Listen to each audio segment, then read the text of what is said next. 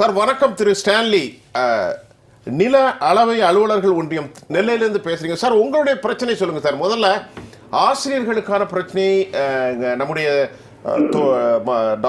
ஆசிரியர் தோழர் உமா மகேஸ்வரி அவங்க சொல்லியிருக்கிறாங்க. நீங்க உங்களுக்கு என்ன பிரச்சனை, உங்களுடைய டிபார்ட்மெண்ட் என்ன, கொஞ்சம் விளக்கமா சொல்லுங்க. வணக்கம் ஐயா. நாங்கள் வருவாய்த்துறையின் கீழே செயல்படக்கூடிய நில அளவை பிரிவு வருவாய்த்துறையின் ஒரு அங்கமாக செயல்படுது.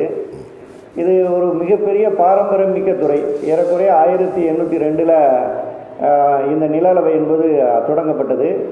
இன்றைக்கு தமிழகம் எங்கும் இருக்கக்கூடிய கோடிக்கணக்கான பட்டாதாரர்களுடைய நிலத்தை வரையறை செய்வது, அவர்களுக்கு பட்டா வழங்குவது, அதுபோக அரசாங்கத்தினுடைய இலவச வீட்டுமனை திட்டங்கள், ஆக்கிரமிப்பு, அரசு நிலங்களை பாதுகாக்கக்கூடிய ஆக்கிரமிப்பு அகற்றுதல் உள்ளிட்ட பணிகளை பார்த்துக்கிட்டு இருக்கோம்.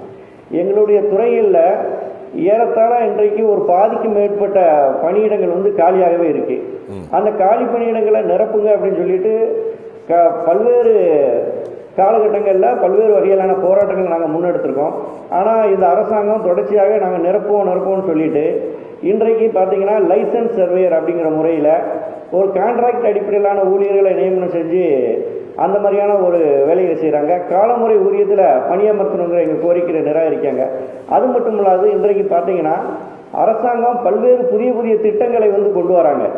அந்த திட்டங்களை நிறைவேற்றுவதற்கு, நிலம் சார்ந்த திட்டங்களை நிறைவேற்றுவதற்கு போதிய ஊழியர்கள் இல்லை. அதனால் பணிச்சுமை என்பது சொல்லி மாளாத அளவில் இருக்குது. இது போதாதுன்னு எஸ்ஐஆர் போன்ற பணிகள்லையும் எங்களை ஈடுபடுத்துவதன் காரணமாக எங்கள் ஊழியர்கள் மிகுந்த மன உளைச்சலில் இருக்காங்க.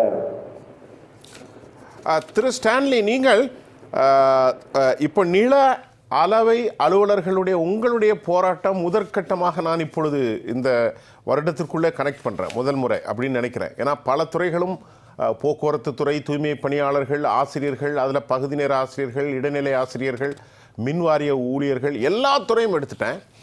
நீங்கள் இந்த நில அளவை வருவாய்த்துறை இப்போ எவ்வளவு காலமாக அரசிடத்தில் நீங்கள் முறையிட்டு கொண்டிருக்கிறீர்கள்? தமிழ்நாட்டில் இது மாதிரி 3000 பேர் ஆசிரியர்கள் போராடுவதை மாதிரி நீங்கள் எங்கெல்லாம் போராட்டம் நடத்துகிறீங்க? அதனுடைய நிலையை கொஞ்சம் வகைப்படுத்துங்க திரு ஸ்டான்லி. நாங்கள் இது தொடர்ச்சியாக பல்வேறு காலகட்டங்கள் இருக்கோம். குறிப்பாக இந்த அரசு கடந்த ஆட்சியிலிருந்தும் எங்களுடைய கோரிக்கைகளுக்காக நாங்கள் பல்வேறு கட்ட போராட்டங்கள் நடத்தியிருக்கோம். இந்த ஆட்சி அமைந்தவுடன் எங்களுடைய கோரிக்கைகளுக்காக தொடர்ச்சியாக நாங்கள் பல்வேறு கட்டங்களை போராட்டங்களை சென்னையில் காத்திருப்பு போராட்டம், அதே மாதிரி பெருந்துறை முறையீடு, இப்படியாக பல்வேறு விஷயங்களை செஞ்சுருக்கோம். கடைசியாக காலவரையற்ற வேலை நிறுத்தம் என்பது கடந்த மாதத்தில் நாங்கள் தொடங்கினோம். அதன் அடிப்படையில் கடந்த மாதம் நவம்பர் 21 அன்று வருவாய்த்துறையுடைய கூடுதல் தலைமைச் செயலாளர் திருமதி அமுதா ஐஏஎஸ் அவர்கள் எங்களை கூப்பிட்டு பேசினாங்க. அந்த பேச்சுவார்த்தையில் எங்களுக்கு தரமிறக்கப்பட்ட குறுவட்ட அலுவலர் பதவியிடங்களை உடனடியாக தரம் உயர்த்தி பதவி உயர்வுக்காக காத்து கொண்டிருக்கக்கூடிய எங்களுடைய ஊழியர்களுக்கு பதவி உயர்வு தரணும். அந்த பணிச்சுமை என்பது சொல்லி மாளாத அளவில் மிக அதிகப்படியான வகையில் இருக்குது. ரொம்ப மன உளைச்சல் ஊழியர்கள் இருக்கிறதுனால எங்களுடைய பணித்தன்மைக்கு ஏற்ப எங்களுக்கான செய்மானத்தை நிர்ணயம் பண்ணணும் உள்ளிட்ட கோரிக்கைகளை நாங்கள் வலியுறுத்தினோம். அதே மாதிரி அவுட் சோர்சிங்கில் சர்வேயர்களை நியமனத்தை கைவிட்டுட்டு காலமுறை ஊதியத்தில் அவங்கள நியமனம் பண்ணணும். அதுக்கும் மேலாக எங்களுடைய துறையினுடைய மிகவும் அடிப்படை பணியான புல உதவியாளர்கள் சொல்லுவாங்க, செயின்மேன் அப்படின்னு கடந்த காலங்கள், அவர்கள் நியமனத்தை அறவே நிறுத்திவிட்டு இந்த அரசாங்கம் முழுவதும் அவுட் சோர்சிங்கில் எடுக்காங்க. அது அறவே கூடாது அப்படின்னு சொல்லி எங்களுடைய கோரிக்கைகளை நாங்கள் சொன்னோம். அதே போன்று இன்றைக்கு பல்வேறு மாவட்டங்கள்லையும் உயரதிகாரியுடைய அழுத்தங்கள் என்பது அதிகப்படியாக இருக்குது. அதையெல்லாம் முறைப்படுத்தணும் அப்படிங்கிற பல்வேறு 16 அம்ச கோரிக்கைகளை நாங்கள் வலியுறுத்தினோம். வருவாய்த்துறையினுடைய கூடுதல் தலைமைச் செயலாளர் அவர்கள் எங்களுடைய கருத்துக்களை கேட்டாங்க. உடனடியாக நிவர்த்தி செய்து தருவதாக சொன்னாங்க. நாங்களும் இந்த ஆண்டு இறுதிக்குள், டிசம்பர் இறுதிக்குள் தகுதியான அந்த குறுவட்டாளர் பதவி உயர்வு விஷயங்களையாவது உடனடியாக செய்வாங்க அப்படின்னு நாங்கள் நினைச்சோம். ஆனால் இன்றைக்கு இந்த வருஷம் நீங்கள் சொன்னது போல நாளையோட முடிவடைய போகுது. ஆனால் எங்களுடைய கோரிக்கைகள் என்பது இன்றும் நிறைவேறிய பாடு என்பது இல்லை. ஸ்டான்லி, நீங்க 2020க்கு சொல்லுங்க ஸ்டான்லி, சொல்லி தொடர்ந்து பேசுங்க. அதன் காரணமாக எங்களுடைய ஊழியர்கள் என்பது என்ன ஒரு மிகுந்த நம்பிக்கை இழந்த சூழ்நிலையில் இந்த அரசாங்கத்தின் மீது எவ்வளவோ போராட்டங்கள் நடத்தியும் தொடர்ச்சியாக ஆசிரியர்கள் செவிலியர்களுடைய போராட்டங்களை போலதான் நம்முடைய சுகாதார பணியாளர்களுடைய போராட்டங்களை எவ்வாறு இந்த அரசாங்கம் கையாண்டதோ அதே மாதிரி தான் இருக்கு அப்படின்னு ஒரு அவநம்பிக்கையான ஒரு சூழ்நிலையில மிகுந்த மன உளைச்சலுக்கு இடையில வேலை பார்த்துக்கிட்டு இருக்கோம். இந்த துறையின் கீழே வழங்கப்பட்ட முதலமைச்சரினுடைய சிறப்பு திட்டமான அந்த அன்அப்ஜெக்ஷனல் புறம்போக்கில் குடியிருக்கக்கூடிய மக்களுக்கு பட்டா வழங்கும் திட்டம் என்பது முதலமைச்சரால் மிகுந்த பாராட்டை பெற்றது. குறிப்பாக சொல்லணும் மட்டும் அங்கே ஆய்வு கூட்டங்களில் மிகுந்த சிலாகித்து சொன்னதாகவும் பாராட்டியதாகவும் சொன்னாங்க எங்களுடைய வருவாய்த்துறையினுடைய கூடுதல் தலைமைச் செயலர் அவர்கள்.